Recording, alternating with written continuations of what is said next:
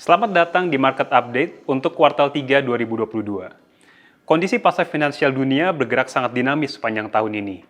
Yuk mari kita simak bagaimana pandangan Mami mengenai outlook pasar untuk semester 2 2022. Memasuki paruh kedua 2022, banyak ekspektasi pasar yang berubah dari pandangan di awal tahun.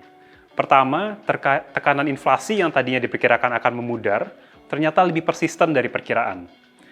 Kedua, Bank Sentral Amerika yang awalnya diperkirakan akan menaikkan suku bunga secara gradual, ternyata terpaksa untuk menaikkan suku bunga secara agresif untuk menanggulangi lonjakan inflasi.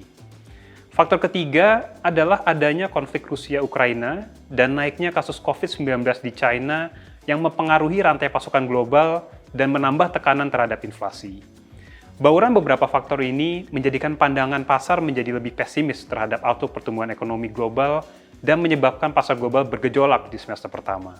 Saat ini, pasar dan The Fed memiliki pandangan yang selaras, di mana kenaikan suku bunga diperkirakan tetap agresif, dapat mencapai level sekitar 3,4% di akhir tahun. Selain itu, pertumbuhan ekonomi global untuk 2022 diperkirakan lebih lemah dari proyeksi sebelumnya.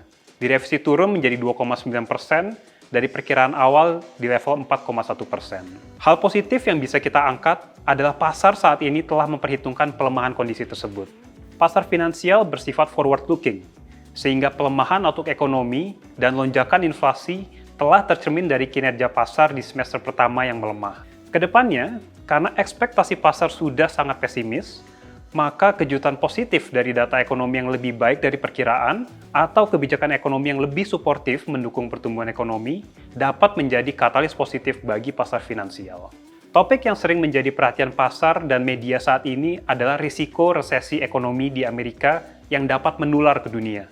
Kondisi resesi umumnya terlihat dari kontraksi dan pelemahan berbagai sektor ekonomi. Misalnya tingkat upah, tenaga kerja, manufaktur, dan penjualan retail. Sejauh ini, indikator sektor-sektor tersebut masih tetap kuat dan belum menunjukkan sinyal resesi. Selain itu, beberapa leading indikator ekonomi juga belum menunjukkan sinyal resesi, seperti contohnya probabilitas resesi dari Fed New York yang masih pada level kondusif.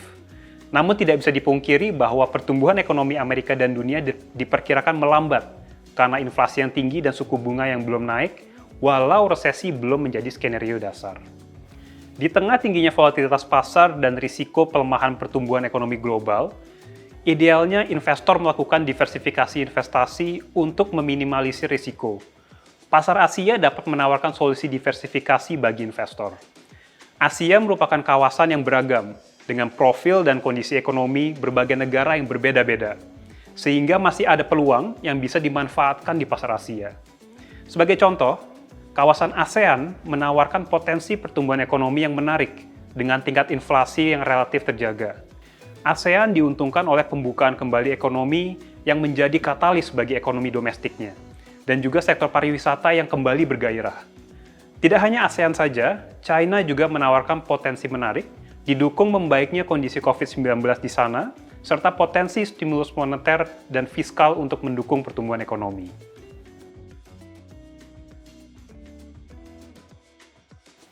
Beralih ke pasar domestik, di tengah melambatnya pertumbuhan ekonomi dunia, Indonesia merupakan negara yang menarik di mata investor dunia.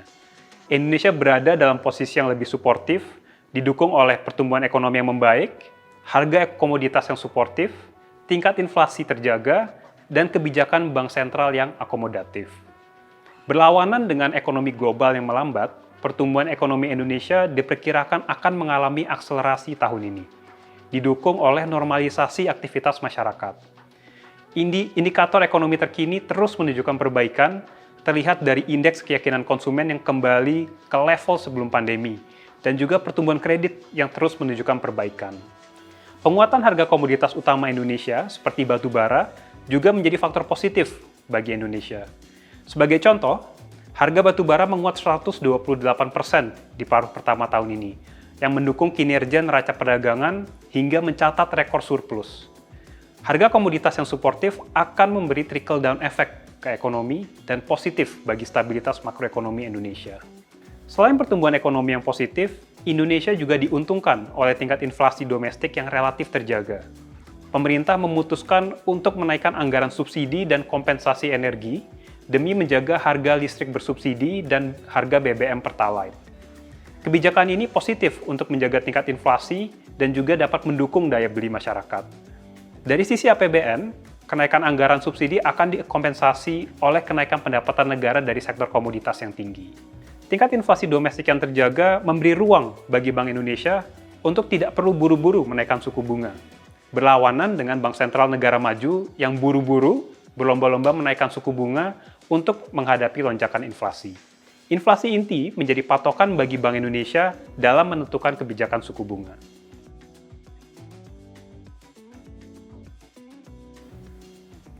Ekspektasi pemulihan ekonomi domestik merupakan katalis positif bagi pasar saham Indonesia. Kondisi ekonomi yang lebih baik akan mendorong perbaikan kinerja keuangan emiten Indonesia, terutama setelah 2 tahun kondisi pandemi yang menekan kinerja emiten Indonesia. Walaupun volatilitas jangka pendek tetap dapat terjadi karena sentimen global, pasar saham tetap menawarkan potensi yang menarik di tahun ini, didukung oleh perbaikan fundamental. Pasar obligasi bergerak fluktuatif di paruh pertama tahun ini. Sentimen pasar dibayangi oleh naiknya imbal hasil US Treasury, dan juga ketidakpastian di pasar domestik terkait apakah harga BBM dan listrik akan naik, dan bagaimana dampaknya terhadap inflasi domestik. Positifnya, ke depannya ekspektasi kenaikan suku bunga Amerika yang sudah diantisipasi oleh pasar dapat membuat volatilitas pasar lebih minimal. Selain itu, naiknya anggaran subsidi dan kompensasi energi juga mengurangi faktor ketidakpastian di pasar domestik.